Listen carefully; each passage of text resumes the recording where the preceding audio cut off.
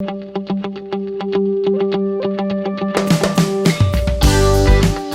news, everybody. Welcome back to another episode of Business in the Know. And today we're actually talking about something that is of constant fascination to me, branding and then marketing. And then how is marketing and branding different? I have some really hard, set, fast, strong opinions about this, and it's actually not something I'm an expert in, which stands to reason. So Paul Benton has brought for us today an excellent guest, a longtime branding expert, somebody I've known for several years, Laurie Rinker, who cut her teeth in big brands, big agency, big business, and has helped a small guy like me. So I'd love to hear the two of you with your take on branding and how critical it is for small business today. Hello, Paul. Good morning, Mike. Good morning, Laurie. Welcome to the show. So, Laurie, let's jump right in. You've been a principal of a branding and marketing consultancy for over 20 years. You work with businesses, small, medium, and large.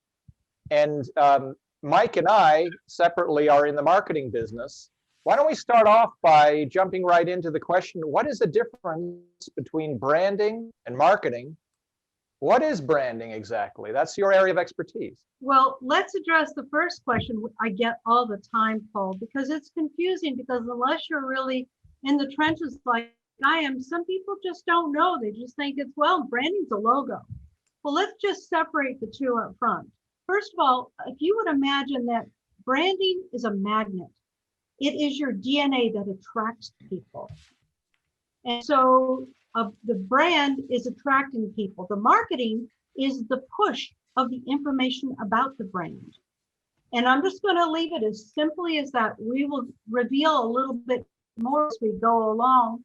But I think if you just think of the magnet is the brand attracting people, and then the push is the paid advertising, the messages you send out, and all of that.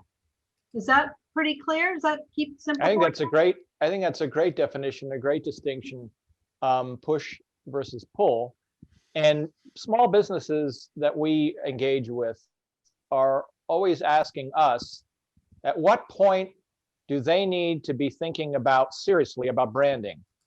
Okay. At what point does a business grow up and it's expected that aside from an advertising budget, they're actually also investing in the kinds of work that experts like you do? So also an excellent question, which I get hit up on a lot. Let's unpeel this whole branding thing back a little bit, and let's talk about what a brand is and what branding is. Well, a lot of people have beautiful quotes on branding, but branding, I said, is the brand is the DNA. But my brand is in your mind, and it is the accumulation of experiences, touch points, messages, visuals that you experience from me. But what happens, it's how you think and how you feel about my brand that counts. So the brand is a combination of all of that, but I work it, but you own it. So branding is careful, thoughtful planning and measurement of all of that to make sure that I deliver the truth of who I am to you in a way that you can hear me, that it works for you, that's relevant and enduring. So that I share the truth of what's good about what I have to say about my products, about what I do outside my brand, the things I take a stand for, the things I believe in, the charities I may support, the employees I may support, and just who I am as a brand person, so to speak. So that's the difference. The brand is the DNA and the branding is the management of it. So let's go back to your other question now. So as you start off the business, let's say you're starting the business today, a whole new business, and you're selling coffee mugs. You got this beautiful coffee mug, certain ceramics from Italy. It's all special, nobody has it. So you start the business. Well, a brand and branding is the foundation of the business. So typically when you think about marketing, you say, oh, well, marketing should be a certain percentage of my projected revenues over the year. But branding is the same thing as opening up an office of coming up with a company name, your website. You've got to start with branding to begin with. So your brand and branding starts as soon as you open up the door, as soon as the words come out of your mouth that talk about what you are and what you're going to sell. That's when branding starts. And it evolves as you grow along the way. So 10 years from now, you're still working on your brand, making sure it's relevant, making sure it's true, making sure that you deliver on that brand, what people expect. So branding is a constant journey, an evolving journey that we take ourselves, our brand, while we listen to our customers. So to answer your question, you start from the day you decide what you're going to sell and what kind of business you're going to do. So using some other words, because this is really critical for a lot of people and it's tough to understand without the background that you have. You're talking about the brand maybe as the why, and the marketing then becomes the when, the trigger. Similar to the brand is about us, about the thing, about the passion, and then the marketing becomes about the offer. Is that kind of a good distinction? See it that way. Okay. Yeah. I'm just trying to get people to understand that they're kind of two separate tracks that might go like this, but it is important to feed them, treat them separately. Is that right? I absolutely recommend treating them separately because the brand is something that you have to manage all the time, flowing through your marketing. So it's like the brand is like a product. You have to manage the brand like a product. So if we think of a brand as a personality, an identity, a set of values, it's that moment when you think of a brand, for example, like Apple, without even thinking about buying anything, but it evokes instantly a set of feelings. That's branding at its very highest point. What we often encounter in working with small and medium-sized businesses is that when people think branding, they think their minds go to Apple, McDonald's, Nike, and those are brands that have invested billions and billions of dollars to evoke and capture that emotional response. What does that translate down to at the Main Street level? And maybe you can take us through a couple of local brands, not national, and kind of explain to us what mere mortals are doing in their business to establish a good brand. I think that'd be really helpful because small businesses very often don't invest in branding because they think it's unattainable. They're not Nike. What say you? Or they think, I've got my branding down, I've got my logo and my name, I'm ready to go. And I have my colors. They don't understand what really counts is the man behind the curtain. So let's go back and talk about what I think is a valuable brand. So a valuable brand, and one that I would have talked to you about and even say what are some good brands in the Bay Area, so to speak. They're focused, they're relevant, they have products that people need, they have a good story, they have some meat on their bones, they have something that I can resonate with, they connect, they touch my heart and my brain because it makes sense. I need X and they're good and they have X and Y. They take a stand, and positively for me, this is really important, and this is the kind of brands I like to work with. Brands that make a difference in the universe, in their community, for their stakeholders, for their employees. Brands that give back on an ongoing basis, not just because it's smart marketing, but because it's the truth of who they are and it's in their heart. So those are the kind of brands that I would elevate to something that counts for me. In the Bay Area, and I know, Mike, we've talked about Equator Coffee. Equator Coffee is a model brand for a lot of my small clients. They're small, they have a couple stores in the Bay Area, but what I really love about them is their leadership's hearts are in the right place. They love coffee, and they love coffee, and their coffee is international. They support farmers internationally. They support the education of the farmers' children internationally, their healthcare. They give back to the Bicycle Coalition. They make great coffee. They give great service. They do their best to be a brand that we can connect with.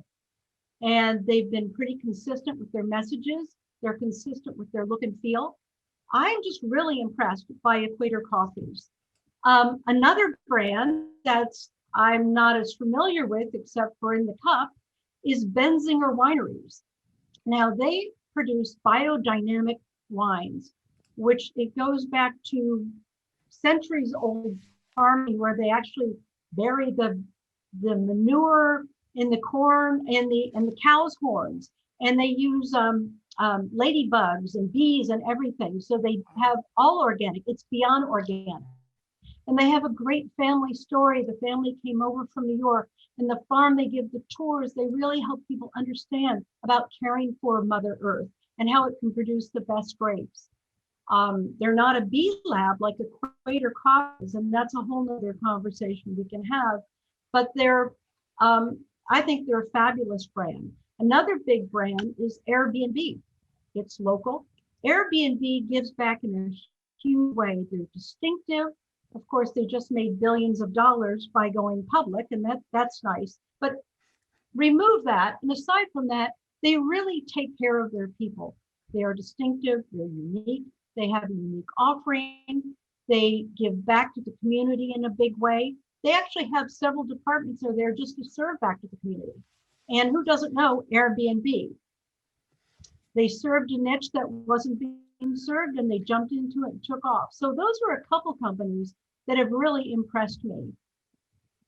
I could go on, but so Equator Coffee and 𝘉𝘠𝘠 are more of a smaller, relatively speaking, smaller scale. Airbnb is a $1 billion company. So for that, a typical small business is going to be billing $3 to $6 million a year. Or less. Or less. They won't be going outside of their immediate county, perhaps. And the reason why branding is important is if you have a product or a service that is not propelled by a sales force and is not so transactional that you simply can advertise it, you need something that tells its story, and that's branding. And so for that company that's doing 2, 3, 4 million a year in revenue, aside from what a company like that would pay an advertising agency to push paid attention, what are they paying branding expertise and branding investments to get the why story right? And what exactly are they investing into that isn't marketing in branding? How much and what are they investing in at that small business scale? Good question. Let's take it from the top down. Let's say you're 250 million. On your branding, you may be spending $500,000 every year, because that also could include paid brand advertising and constant research with all of your different segments. You may have 20 different segments. You need to keep your finger on the pulse at all times. So you've got everywhere from that point with a huge company down to somebody who's bootstrapping. They're starting their company up tomorrow. They have grandma's inheritance of $1,000. So how are they going to do it? Well, they'll build their own website themselves. They'll get a Fiverr logo for $5. They'll come up with a name, no legal support on that, but you do what you have to do. But that's not going to help you in the long run. My best advice is get some kind of consultant support on this to lead you, because the mistakes you make early or in your company and branding career, you're going to pay later on. Let's say you come up with a name, but it's been taken and trademarked, and then you get a trademark issue and you've wasted all that time talking about your company X and somebody else owns it. That's a big problem. If you haven't done your homework and your strategy, and you don't really know what to do because you're great at producing plastic widgets. So get somebody who really knows what they're talking about, whether it's me or anybody else. Get somebody with objectivity experience on how to help develop out your brand and build your strategies, whether it's your business plan, your strategic plan, your brand plan, or your marketing plan. They're all different, but they're all interlocked, and they help you think these things through, and not just in our head. And a lot of my clients, when I first meet them, they go, well, I know what my plan is. I said, can you write it down? Well, I haven't. And so once we get it down on paper, all of a sudden things start looking different. So have a brand strategy, get objectivity, get some support from somebody else so you can really create the right path and build on a foundation that counts. And how long is that process? We often talk about money, but it's not simply checks I written, will it's cover that time in a spent. How much time does it take for let's say an established business to go through a kind of rebrand? How much time in the year, how many hours are we talking about where they're going through a process for you? Well, let's talk about it in terms of time, because the hours will it's different with every client. Some people have their act together. Some people have already done a lot of strategy. So a brand new brand versus a rebrand. So a small company, an entrepreneur with maybe 1 or 2 employees may take me from the brand strategy with having no marketing or anything else. The brand strategy, which really digs deep into company strategy as well, probably takes from the strategy piece all the way through a brand develop, which would be a logo, name, messages, maybe product naming, etc. Could take anywhere from a month and a half to 3 months, depending on where we go. And that could include a basic 101 website. And the cost could go anywhere from $15,000 to $30,000 for a young company with a modest budget, depending on how many bells and whistles they have on the website. And that's a whole nother conversation. So that's like the basic website, from brand strategy to basic website, $50,000 to $30,000. so annualized, that's less than the cost of an employee. And yet branding is so important because it's what's projecting to the world who you are. And marketers can only drive people to you, but the brand has to, as you say, reel them in and engage with them. Right. One point, Laurie, I just want to jump in and back a little bit, because one thing you said was so key, the idea that you would be able to get this down on paper, because nearly every entrepreneur that I know is out there freewheeling it. And you know, the idea that we do a little workshop, read a book about writing our business plans is very well, everybody buys into that. Everybody has the business plan. And I've discovered that people are unable to run the business plan through this thing, a pen. But that's so critical, because just making stuff up in your head is just a dream and a wish list. But the minute that you start making people write it down, it becomes a commitment, it becomes a governing principle. And if the brand is how I feel and react to you, especially Apple has a thing, they have the logo, they have $1 billion they've spent. But the woman who owns the Miracle Mile Cafe on 4th Street, her name is Karen. You know what her brand is? Her brand is cheerful. You know, so in between these two things, I love what you're saying. I just wanted to touch on the write it down stuff. So I feel like you've gone on. No, that's essential, because when you write it down, all of a sudden you're like, well, that doesn't make sense. Or, wow, I need to build on that. That's a good idea. Arms and legs. Let's develop that out. Right.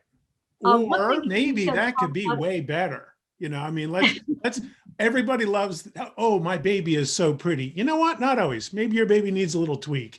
So be open to feedback if you're going to be crazy enough to ask for it.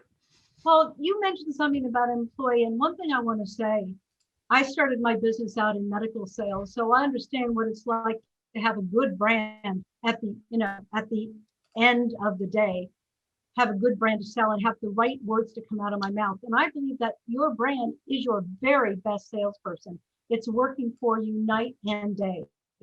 But having a good brand and all those correct messages and a well-positioned brand in the marketplace against your competition is really key for salespeople, because they need that kind of food in order to break down doors and get through and break through the clutter. So going back to your employees, consider it as another very important employee, and one of the first employees you should hire is your brand. That's great insight. Paul, another great guest. I got to tell you, you're really roping them in here.